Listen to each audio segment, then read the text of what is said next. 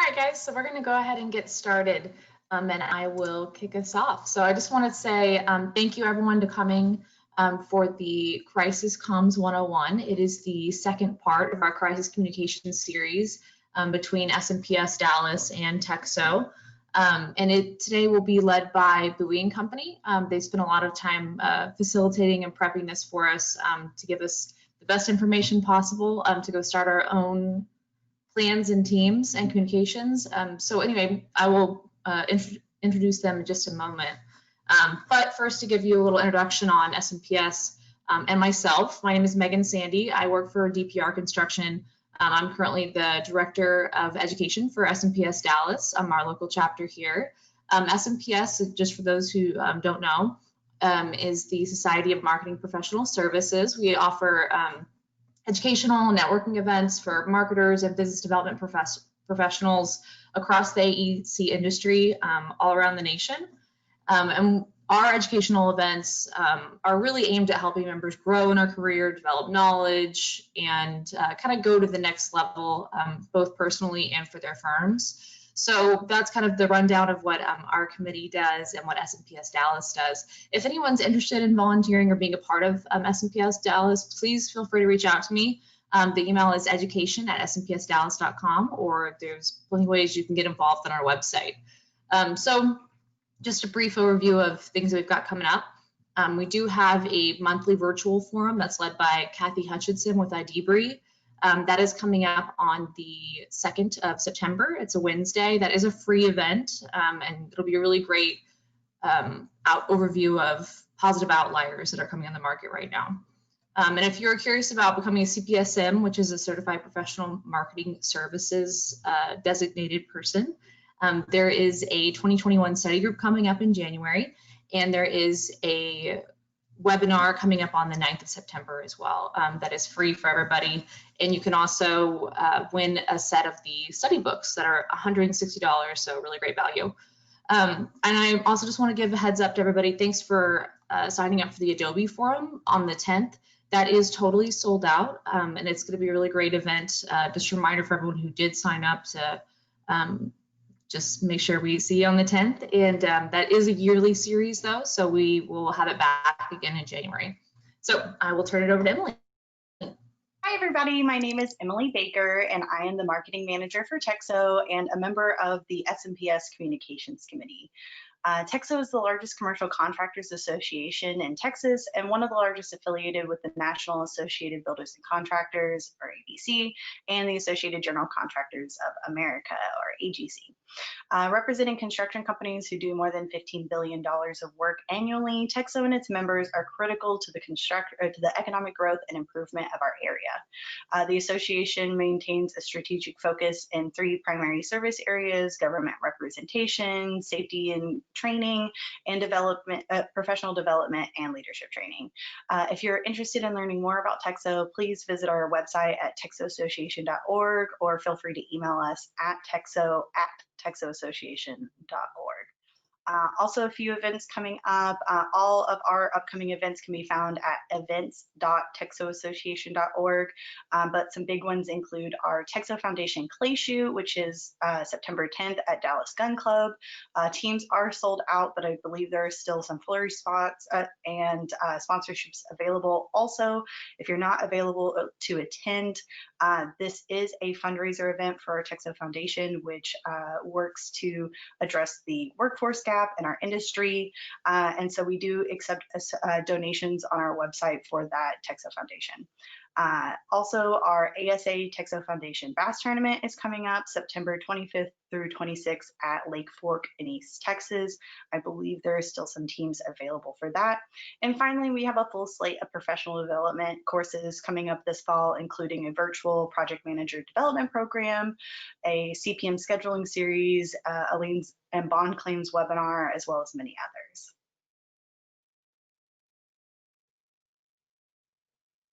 I've got the pleasure to introduce our presenters today and the company. So Buie Company is our presenter for this panel. We'd like to welcome the entire team today, partners Jed Buie and Ashley Kegley-Whitehead, Vice President Patti Hixon, and Senior Account Executive Tori Robertson. So who, if you might have attended the first part of the series. She moderated that panel for us and did a phenomenal job. They are based in Austin. Buie Company is a full-service communications firm that provides public relations, governmental affairs, and creative services in Texas and beyond. They also do public sector to Fortune 500 companies. Buie has years of experience on a variety of clients with a focus on infrastructure and social causes as well. The team partners with many clients in the AEC industry, so they've got a great pulse on our market, and they develop and implement strategic communication initiatives to help all of our folks in the industry meet their organizational goals. When a crisis does arrive, the team's ready to jump in and counsel any client through any potentially difficult issues. They do a fantastic job. So thank you everyone for being a part of this. We really appreciate your work. Alrighty, one last note is we do have a full agenda to cover today, and we may not have time at the end for a Q&A session. Feel free to enter any questions you may have in the chat window, and we'll try and get to them at the end. However, if we don't have time, we will send any unanswered questions to the Buie Company team to follow up on after the webinar. Otherwise, you can reach out to them directly with questions, and they're going to share a slide at the end with their contact information. So now to turn it over to the Buie Company team. Awesome. Thanks so much, both. I'm Tori Robertson, Senior Account Executive at Buie Company. Had the pleasure of being with many of you last week for part 1 of the Crisis Comms series. So to those of you who are rejoining us, thanks so much for coming back. And to those of you that are new, thanks for joining us. Also a big thank you to SMPS and TEXO for having the Buie crew here for part 2. We are super excited to dig into crisis comms with you guys. In the light of the past 6 months, I think, never has it felt so relevant. So we're super excited to be here. So with that, I'd like to introduce you to one of our partners, Jed Buie. Thank you, Tori. Thank you all so much for the opportunity to be here today. It's incredibly exciting for us. Just a little background, high level about me. Have been practicing public relations, crisis communications for more than 20 years now, and co-founded this firm at the end of 2012 with my partner in crime, Ashley Kegley-Whitehead. And one point of personal privilege, I would absolutely jump on that fishing opportunity at Lake Fork. The East Texas fishing is fantastic. Oh, goodness. Well, hi, everyone. As Jed mentioned, co-founder, one of the partners at Buie Company, Ashley Kegley, really excited to be here with you all today. At Buie Company, as Megan mentioned, we specialize in infrastructure and social causes. We represent a mix of public and private sector companies, and a large portion of our clients are in the AEC industry. So we're excited to share our crisis training with you all. It's kind of a little snippet of what we get to do on a regular basis. So thanks so much for having us. Patti, you want to round us out? Sure. Well, again, thanks everyone for having us. I'm Patti Hixon, Vice President at Buie Company. Been with the firm for a number of years now, been in the industry for more than a decade, and I can tell you that crisis communications, while it can be scary sounding at first, is one of the most essential things that we do for our clients. And as Tori mentioned, with COVID-19, I think this time has really emphasized for everyone just how critical it is to have a strategy in place. And so really looking forward to diving into our process with you today. Awesome. So we are today going to walk you guys through a 10-step process of the elements that you will need to build your own crisis communication strategy. We've got a quick hour today, so we're going to be respectful of everyone's time. But if you do have questions, please feel free to put them in the chat box. We will try to get to them afterwards, or drop us a line at Buie Company. So feel free to take notes as we go through this. You guys should have sort of a template. If you don't have it, throw it in the chat box. Megan or Emily will make sure that you have it. And if not, we've got some corresponding slides to make sure that you guys don't get lost. So the important part I want to say here is that crisis comms is not a one-size-fits-all approach. So we want to give you the tools that you need to really tailor your own unique strategy to your organization, because every company needs to be prepared. And your level of preparation will dramatically impact the public's perception. So we like to say here at Buie Company that it takes decades to build your reputation, but only a matter of seconds to destroy it. But it's not the crisis that's going to define you. Ultimately, it's really how you respond to the crisis that will be the primary reflection of your company.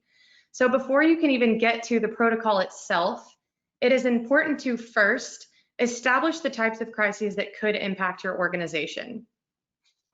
So the word crisis can be really broad and mean different things to different companies. So it's really crucial that you identify what constitutes a crisis for your company and when and how should that be properly escalated within the organization. So working with many clients in the AEC industry, I'll give you just a couple of examples that we've seen and helped our clients navigate. And we kind of categorize these into 4 different buckets. The first bucket is health and safety. So this could be a positive COVID-19 result. It could be an injury on the job site or potentially a fatality on the job or in your organization. The second bucket is personnel issues. So this could include sexual harassment, racism, or discrimination in the workplace. The third is financial. It could be quarterly loss, embezzlement, potentially filing for bankruptcy, anything that really would be considered a crisis financially. And the fourth and final is natural or man-made disasters. So this could be flooding, job site damage, an explosion, or a power outage. So as you start to build out your plan, really decide what type of crisis is most relevant to your organization. And once you've figured out what you're dealing with, it's time to assemble the team that is best positioned to address it, which leads us to step 2. Identify the internal chain of command for each type of crisis. So the specific people that are going to be involved in any given situation will depend on the project or the job site or where you're located. So a couple of examples would include your general contractor, your project manager, any subcontractors depending on their involvement in the situation, certainly your attorney, your communication staff, CEO, or any other senior leadership that might need to be involved. So for example, if something is related to an injury on a job site, your project manager will likely be the first line of defense, but will quickly need to alert the executive team and then bring in the other team members up to speed as quickly as possible. So in contrast, a personnel issue would likely be managed first by HR, but then would need to be closely coordinated with senior leadership as well. So the purpose of this step is really to identify who are those people that need to be involved in each type of crisis, and then what does your communication tree look like to then inform your response protocol.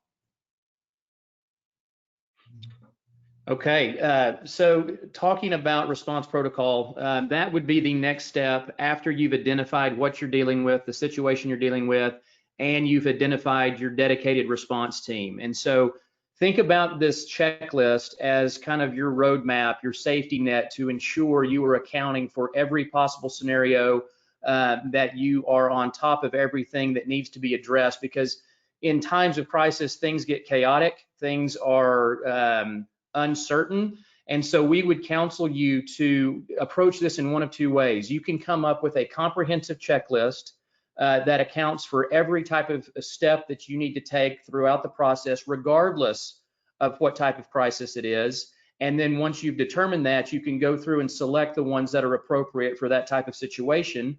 Or based on the types of crises that Tori identified earlier, you can create separate checklists for each.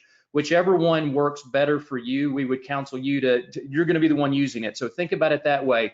But it is intended to capture every step, everything that needs to be done in a chaotic time. And so one of our best pieces of advice is to develop that in advance. So it is a quick process in terms of determining what needs to be done.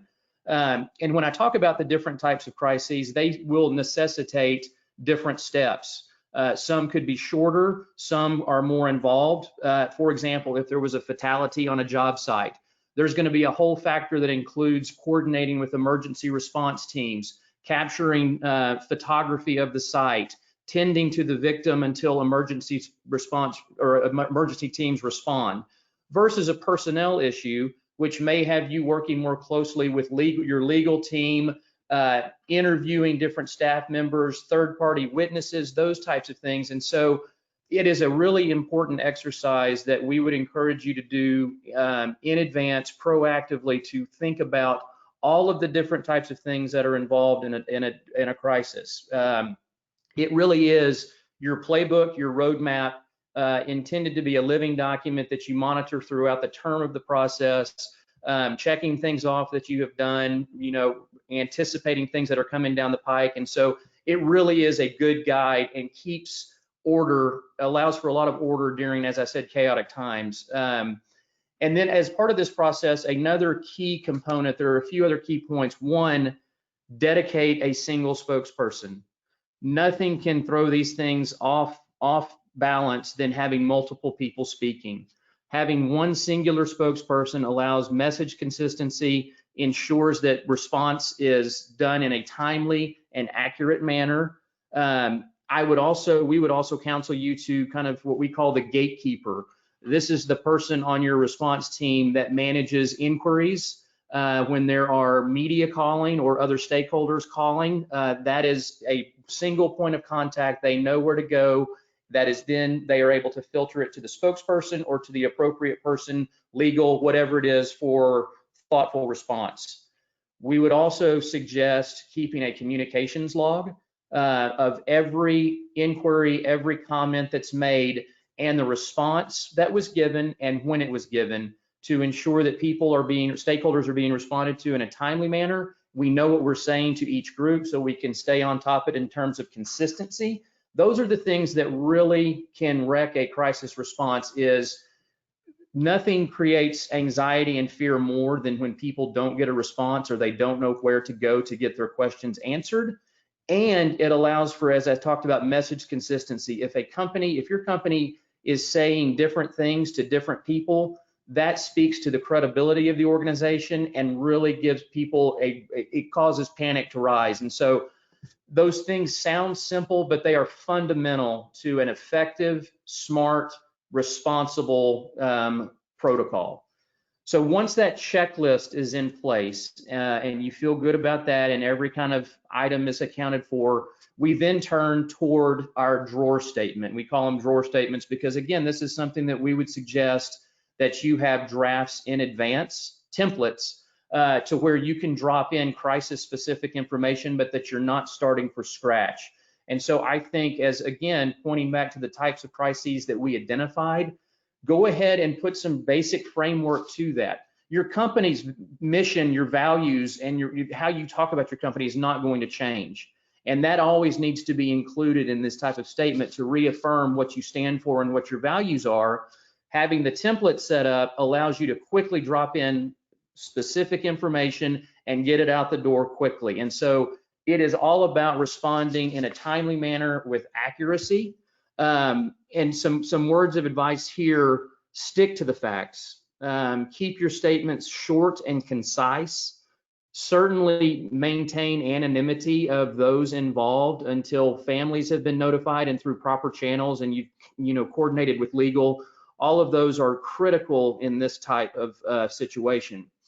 Another piece of advice, and I think just human nature, we want to make things better, but we would suggest don't apologize until, that assumes and puts liability on the company where it may not lie. And so by doing that, you're creating a situation where you may put the company in crosshairs where it should not be. And so even if it is instinctual, do not apologize because that could be used in future litigation or down the road. And so those are just some of the kind of basics in terms of kind of getting those statements together. We thought it would be helpful if we shared with you a few examples of what we've done in the past on different situations. This first one was an injury on a job site. And everybody can see this, but just for discussion purposes, I thought I would read these. At approximately 8:15 a.m., one of our third-party contractors fell at our blank project and was critically injured. Emergency services were dispatched immediately. The job site has been shut down and is secured. Our team is in close coordination with the first responders and blank, and will share more details as they become available. So what you can see here is very factually based. There was no speculation, and it clearly articulated what had happened and what we are doing and what next steps would be, and a promise to communicate when we know more. It is all about establishing that feedback loop for folks so they have some sense of comfort that as more information is learned, we will be sharing it. The next one is COVID related, obviously very topical at this point in time. This afternoon, we were made aware of a positive COVID-19 test result from one of our subcontractors at the blank job site. The site has been cleared and the subcontractor is now quarantining for the next 14 days at home. This particular worker came in limited contact with others on site as we continue to adhere to strict social distancing to the greatest extent possible, as well as increased health and safety precautions as outlined by local, state, and federal officials. Work on site will resume tomorrow once the site has been fully sanitized once again. So again, you can see that there is a clear articulation of what happened, the steps that we took to address it in the immediate, and then what our plans are for moving forward. And then lastly is a personnel issue. And so we're just trying to give you a flavor for some of the different language used in these different scenarios. So the board of directors voted unanimously at its meeting on blank to accept the resignation submitted by blank. Our board appreciate blank's service to our community and we wish him all the best in his future endeavors. We have full confidence in our executive team and will work diligently to continue providing excellent service to our clients. With that in mind, blank has been appointed interim. Additionally, blank has been authorized by the board to research executive search firms to assist us in finding a new permanent blank.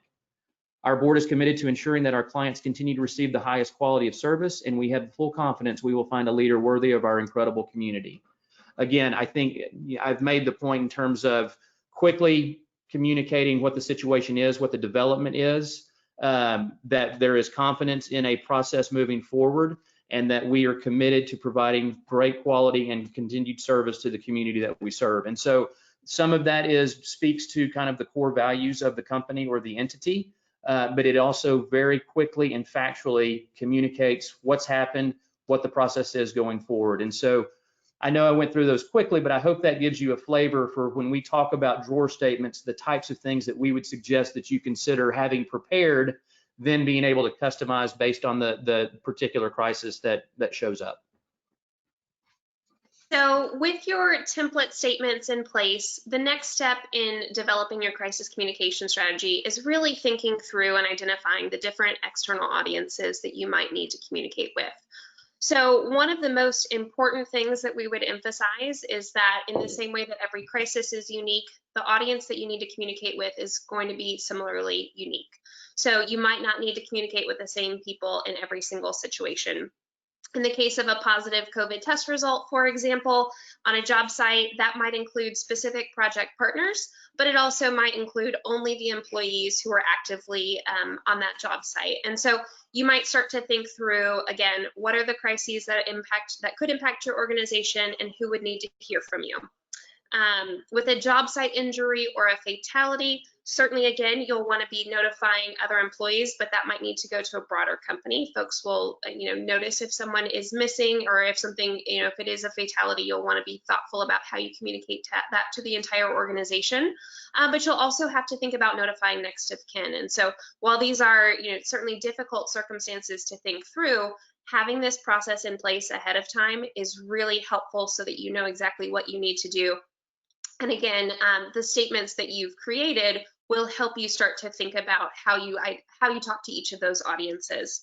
And so, kind of that third example, that personnel issue, if you're the one who receives that resignation, that notice from a senior leader in your company, you might need to be the one who then coordinates with HR as well as your board of directors if you have one, and folks of that nature. So you can see each of those has a slightly different audience.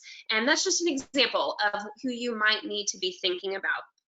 But the point of this step, again, is to think through how each crisis has a unique audience to go with it and who really needs to hear from you. And so in general, once you start to think through those audiences, you can also customize your statement slightly, but you don't want to stray too far from that main point of fact. When you think about notifying next of kin of an injury or fatality, certainly there's going to be a little bit more information provided, but otherwise, you can massage that statement slightly based on the audience, but you don't want to go too far away from where you are and just really stick to the facts. And so the purpose of this step is really just, again, to identify who those folks are that are in your network who would need to hear from you in the event of a crisis. So with that in mind, step 6 is really thinking through the channels that you have in place. How can you disseminate your message when the time is right and once you've identified the audience that needs to hear from you? So again, this varies based on the crisis, but it's so helpful to think through it in advance. Your organization likely has a number of channels in place, whether those are internal, could be a messaging platform like Slack or Microsoft Teams. It could be your internal email, but it could also start to, there are a number of external channels as well that you could think about. Your company website, your blog, if you have one, social media channels are certainly in play. And then, media outreach, creating a press release and distributing it. In some cases, that may be the right channel to communicate with your audience. So all of those external channels are important to consider and to think about what's the right way to share a particular message with the audience that needs to hear from you. And so with COVID-19, again, as a really timely example, you could imagine that if a worker on a job site did receive a positive test, again, you're going to want to communicate that, generally with the employees who are actively on that job site, as well as potential direct project partners. That will need to happen, but doesn't necessarily need to be shared through social media channels. As a AEC company, thinking about the broader community, if they're not directly impacted by that COVID test, that's not necessarily the right place to share it, although you might have noticed that a lot of restaurants use those channels to share that type of information. So that's appropriate for that type of organization, but might not be for you, again, if your job site is limited to a small community of people who might have encountered that individual who tested positive. So really being thoughtful about sharing the information so that people are not operating in avoidance of information, but also you don't want to avoid unnecessary, you don't want to alarm your audiences unnecessarily. So really being thoughtful about that.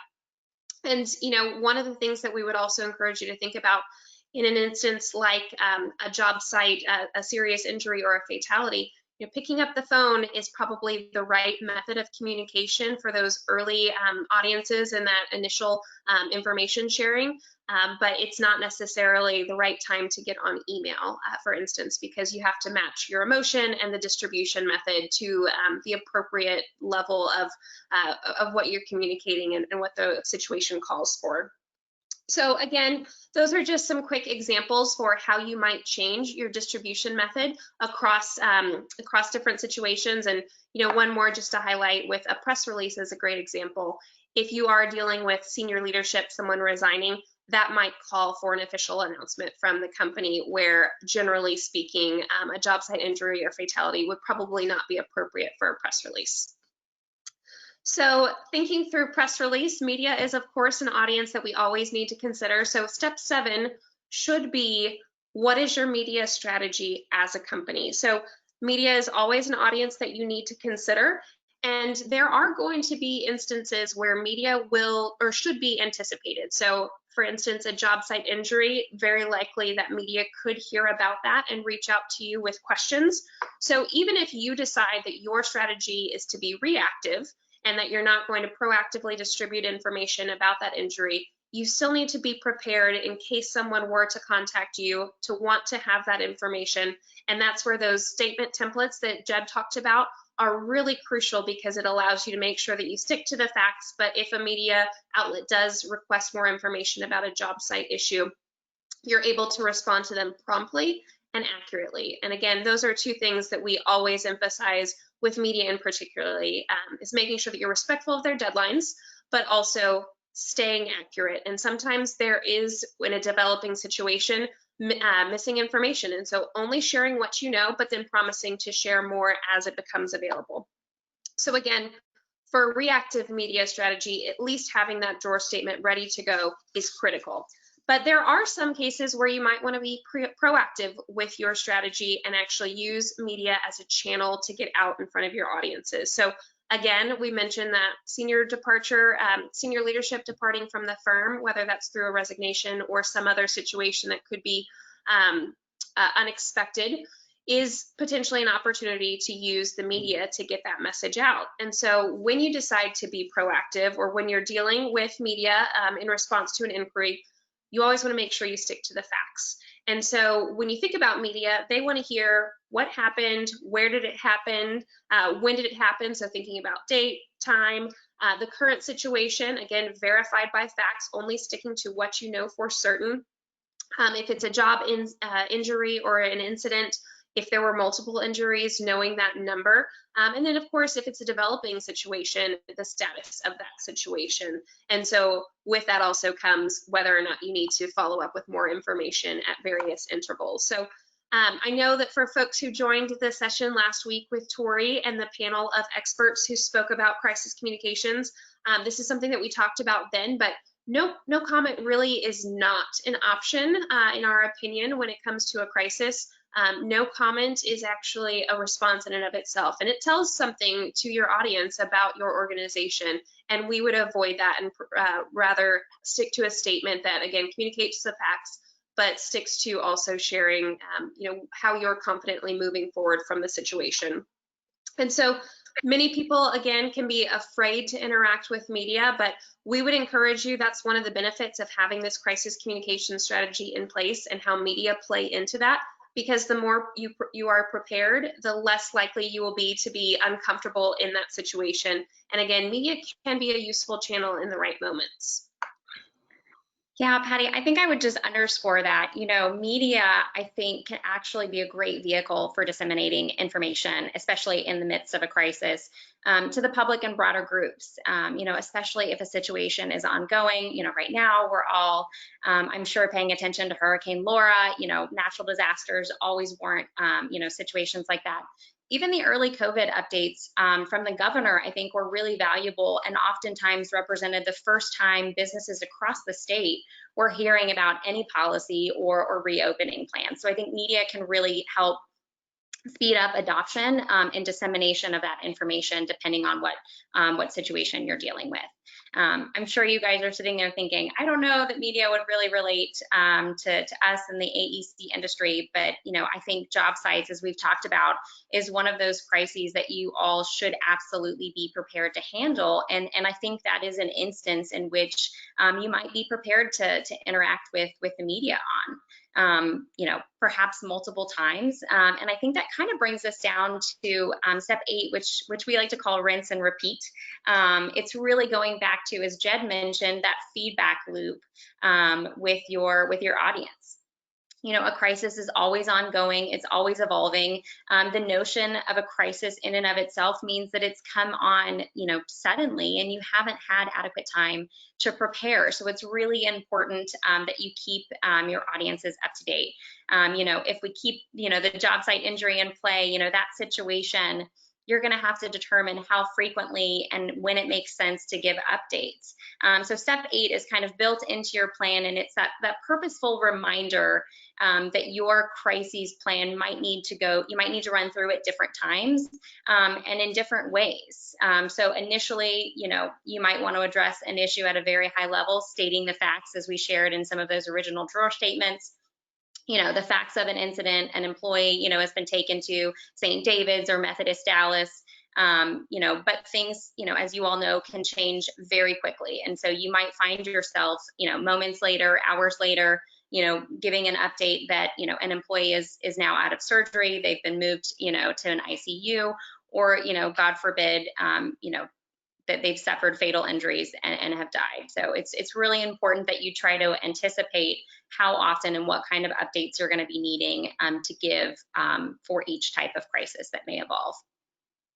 And then I think, this goes without saying, but again, just to clarify, your second time through this media strategy, you might find that media was initially engaged, but the second time around, they might not be applicable. So really be paying attention to, when you run through these steps, who and how your audience changes based on that. The second time around for an injury, it might not be that media needs to pay attention or needs to be involved. It could just be immediate family and leadership. So really be respectful of those incidents.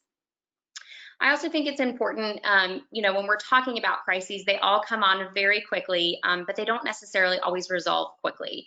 They tend to linger. They're not necessarily done in a day. As we talked about with the leadership change, that might require that you give a statement maybe 90 days or a year later and kind of update everyone on where things are at. For AEC, I will mention there was a hotel in Austin who had glass balconies, and their balconies began to sort of shatter. And so initially it was, just the team alerting, people at the hotel and residents there. But as you can imagine, if they're shattering on the edge of a sidewalk, it suddenly gets elevated and becomes an issue of public safety and public health. The city was involved, media was involved, and so they really needed to be coordinating planned responses with everyone along the way, not only initially when the incident happened, but when they were going through and changing out all of the balconies, all that kind of stuff. And then long term, I think it's always just good to remember that once a crisis is categorized as a crisis, it typically needs to always be handled as a crisis. So in the instance of this particular developer of the hotel, as you can imagine, that issue might bubble up, years from now. And it's not necessarily the same people that were on the job, at that time. So it's really important to document, like we talked about, what was happening, what statements were made. I think, even as we talk about election cycles going on right now, social media lasts forever. You can dig up old articles. So it's really, really important that we continue to go back to this process and think about how we should be adjusting our response based on what's happening.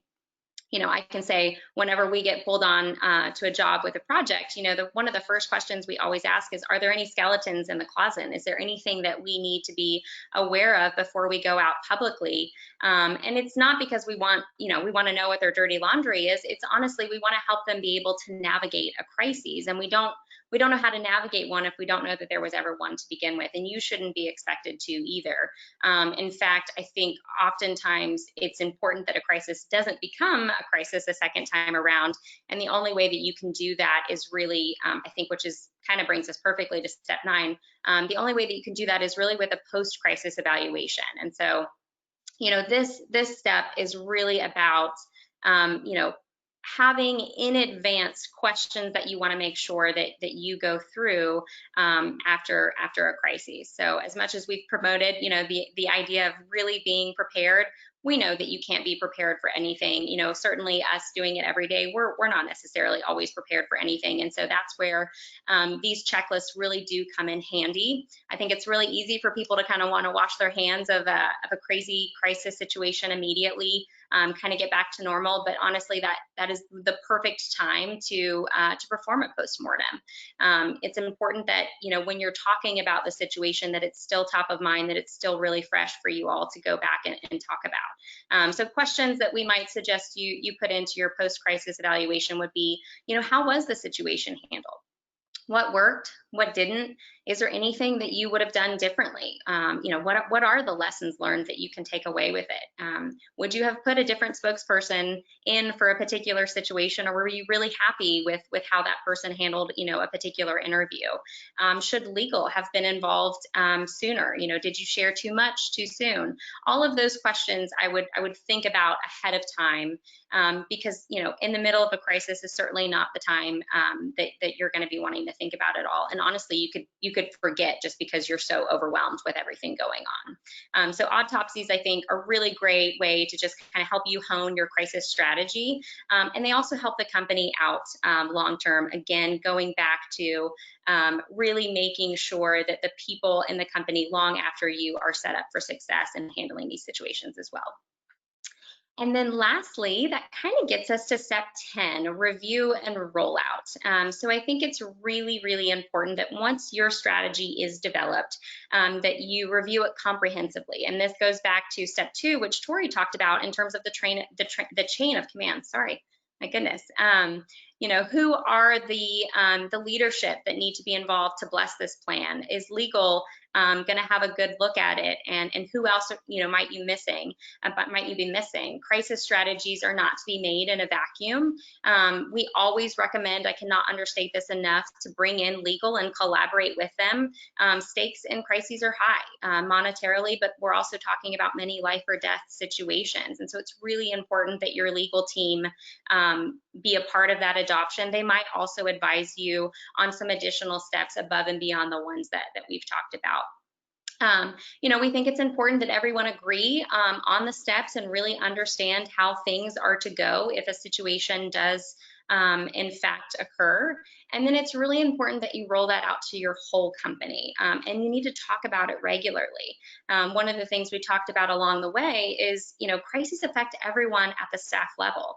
In fact, those at the front line, I would argue, need to be more prepared, perhaps than even leadership, to handle some crises, especially if it's an accident, and we want to make sure that people are calling, medics when they need to, and closing and securing the job site if it's warranted.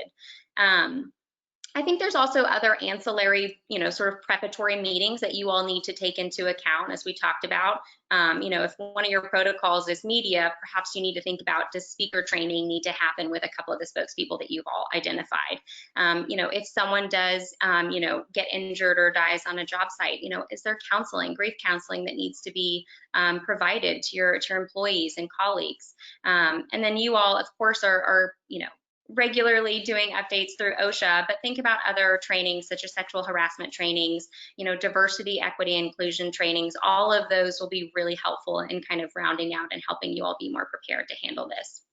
And then finally, it should never sit on a shelf, and it should be, our recommendation would be that your strategy is updated annually at a minimum, or if there's any significant change in leadership. So, you have a new, project manager at a job site, it needs to be reviewed with them. You've got new HR that comes in, it needs to be reviewed. You have a new legal team.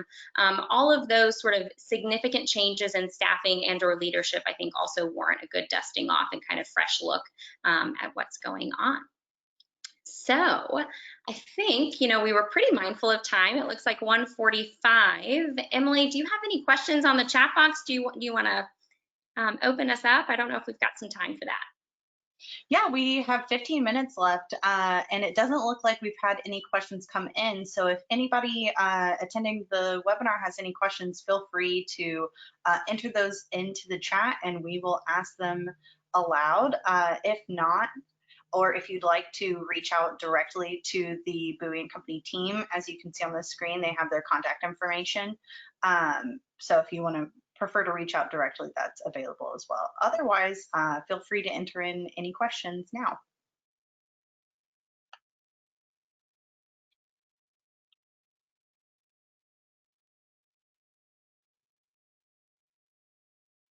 Should have had the Jeopardy song on hand.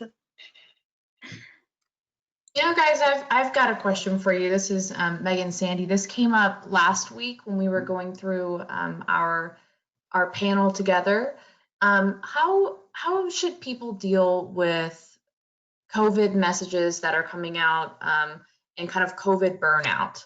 So there's an excess of information coming out, and this could apply to a lot of crises, but this was a question that someone asked that we wanted answered. And I was curious to get y'all's take on how to keep getting information out to people that needs to be without having your audience be totally exhausted by the message or by the ongoing crisis in general. I'm happy to jump in and field this one. My initial thought is, as you work through this, perhaps 6 months ago when we were fresh, on the pandemic, in the middle of it, a company might have prepared a company-wide COVID statement, and that would have been disseminated to a larger group. I think as we go on and as we realize this is kind of a new normal, I would go back through to your strategy and think about, does the audience that originally, made sense the first time around, does it still make sense this time?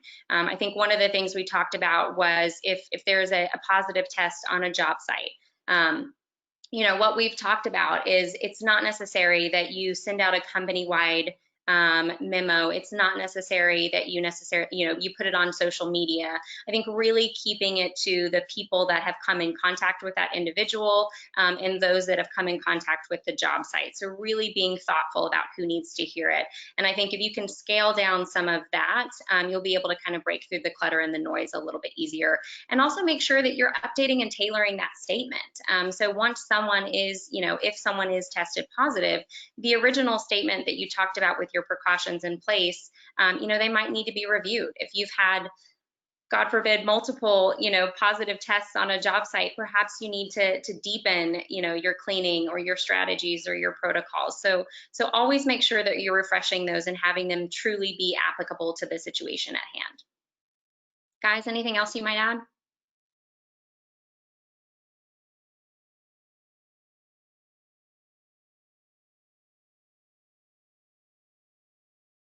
Alrighty, we are having a couple of questions coming through, so I'll read those out now. The first question is coming from Tyler Wilson, and he says, how do you recommend approaching joint venture project crisis comms with two different sets of comms/PR teams? Yeah, I'm happy to jump in on that one.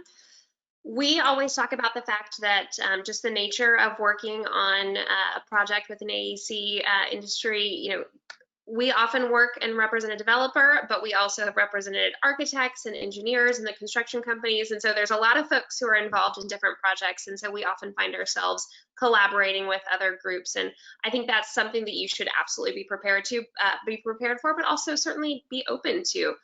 One of the things that we would recommend when any new project starts is just to have a sit-down meeting and to really kick things off and to talk about, here's how we would approach a job site injury or, again, potentially a fatality, and really just review what is your strategy as a company, and here there's as well, and really just be able to compare those and see where there might be differences and identify specific to that particular project. Are there some deviations and some middle ground that you want to come to, or which of the company's strategies will you defer to?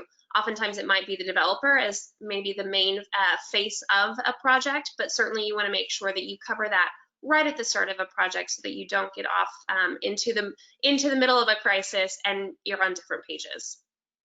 Yeah, I would, that's a great question. And I think agreement up front between the companies is critical.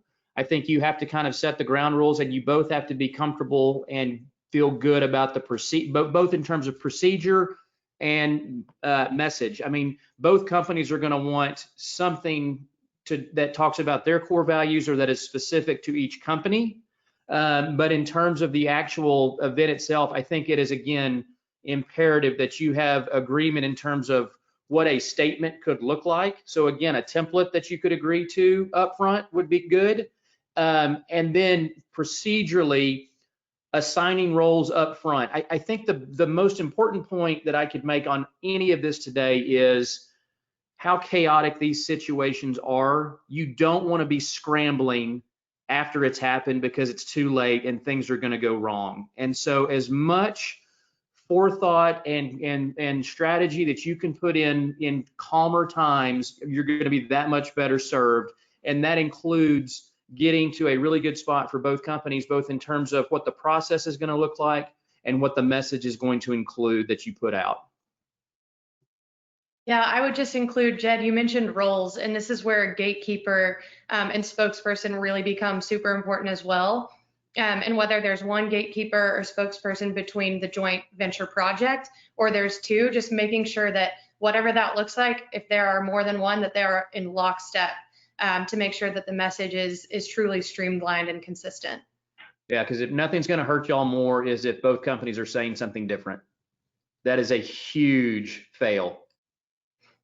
So related to that was actually a different question that came in that said, let's say we're partnering with another firm and something happens, the partner firm doesn't handle things the way you do and they put your message in jeopardy. How do you separate yourself from their message, or can you? So I guess this is if you tried to come into agreement but that didn't necessarily happen, or maybe when the time came, they didn't necessarily follow the plan that had been set in place. Well, and this team may disagree with me, but that's another crisis on its own, you know, and that's a huge, again, and I'm not trying to duck the question, but if y'all can't get agreement up front, that's going to be a big problem and for the whole working relationship, and that is always going to be a vulnerability. At the end of the day, if they're not going to handle things the way that you are responsible for your company's message, your company's values, and your response. And so that is where you've got to take ownership of that. And if you need to separate and differentiate, then you've got to do that. Your responsibility is to your team, your employees, your company's reputation, your brand. And so it would be unfortunate and it would not be easy. But if that is going to be the case and your partner company is not going to honor what y'all agreed to, or you never came to an agreement, you've got to look out for your own firm and you've got to take things into your own hands and protect your brand. And that's just going to be a part of it. And I think some of the messaging could reflect that. Again, you're already dealing with one crisis, and then this is a second kind of additional issue that you're going to have to address, but you've got to take control of your own message and how you release information and communicate with your stakeholders. Yeah, another thing I might add, you know, in the instance of a joint venture, perhaps, you know, going badly and someone's, pulling out of a deal, it's really important to also remember that if the joint venture has hired particular people, whether that's legal, a PR team, that those teams are beholden to the joint venture themselves. And so the second that the joint venture starts to get a little bit rocky, you're going to want to actually retain a different set of legal counsel, perhaps the original one that each, part of the JV brought to the table. But you might also need to look outside for some additional PR or marketing help as well. So just it's important to remember that the people that you might have been used to going to that have been in play for the joint venture might not actually be allotted to you during that time. All great points. Thank you all so much. So changing topics a little bit, we got another question from Shelby Powell saying, if you are a marketing team of one, how do you recommend starting this process? Creating a lot of different plans can be cumbersome. Is there one bucket of crisis you recommend starting with? A couple of thoughts, and guys, I'd like for y'all to add on to this. We're not encouraging you to develop a cumbersome plan, right? I mean, those are for the birds. I mean, and they're not useful. And I think that this is very short and concise. I think it is your checklist. I think it is your company's key messages. I think it is preparing for different scenarios that you would anticipate in your line of work. But I don't want it to be thought of as a big dusty notebook that sits on your shelf. I mean, these things need to be very actionable, and so I think there are just as a starting point, some very key components that are your company's key messages, the types of crises that your organization, based on what you do, could face, creating that checklist of everything that you think needs to be done during a crisis, and then some of those initial statements. And I really think that that's where you start. And so don't get hung up on creating some huge notebook because I don't think that's effective, and it's not helpful, and it's not useful. It needs to be a quick grab and go to kind of get you started. And so that would be a piece of it. Yeah, I might also say if you're a communications team of one, your job is not necessarily to know every single answer or response. Your job is to author and help sort of lead the strategy. And so I would really go back to making sure that you're collaborating with the right folks. So talk to your project manager who is on site, have a sense from them, what are the types of crises that you think we might have on this particular job? Make sure you're visiting with leadership. What are concerns that they have? Normally, all of those folks have been around and on, in the industry for a while, so they're going to be able to anticipate. And then I think your job is really to help usher them through that process. So making sure you're asking the right questions and thinking through the potential red flags, I think makes it a little bit easier. But to Jed's point, the goal is not to have it be cumbersome, because it's going to be harder to implement and harder to recall when you actually need it, and when you're under heavy stress of a crisis situation.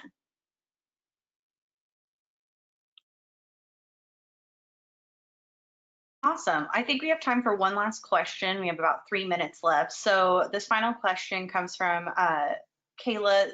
it says, if one of our clients has a crisis that does not directly impact our firm, but could still make it in the media, how would you suggest we respond? Yeah, that's a great question. I think that's a perfect example where we might counsel our client, depending on the situation, of course, to not necessarily have a proactive strategy, but a reactive strategy. So having a statement that's prepared so that if media reach out to you, knowing that you're somehow involved from a business perspective with that company, having a reactive drawer statement available that could answer any questions that come through. But I also think, going back to Jed's point about making sure that you're controlling your narrative, depending on what the situation is and how it might have a negative impact on your reputation, there could be a cause for a proactive strategy where you want to go out and talk about the way that your company does not identify with whatever has happened. So again, it's a case-by-case basis, but certainly that's a potential chance where you might just have a drawer statement prepared. I also think, those types of situations might be really great practice to exercise your strategy. So you might go through all of the steps and realize that nothing actually gets formulated or put out into the public, in which case, congratulations. But it will also help you figure out, okay, that was a practice round. What were the things that might not have gone right? And so that goes again back to sort of that post-crisis evaluation. It gives you a chance to really figure out, okay, it was hard to get a hold of this person. We couldn't get our legal team to review quick enough. So really, I think lean into those a little bit more and perhaps, figure out how you can learn from them, even though you might not use it all. Awesome. Thank you guys so much. I think we'll call it at that since it's 1:59. I just wanted to thank you all so much on behalf of both SMPS and TEXO for presenting today. I know I learned a lot, and I hope everybody on the webinar did as well. Just a reminder to all attendees, a PDF of this presentation was uploaded in the handout section, which you should see in your little control panel. So you should be able to download that directly. If not, feel free to reach out to me. My email is emily@texoassociation.org, and I'm happy to send that to you. Alrighty, thank you guys so much again, and have a wonderful rest of your day. Thank you for having us. You guys take care. Bye.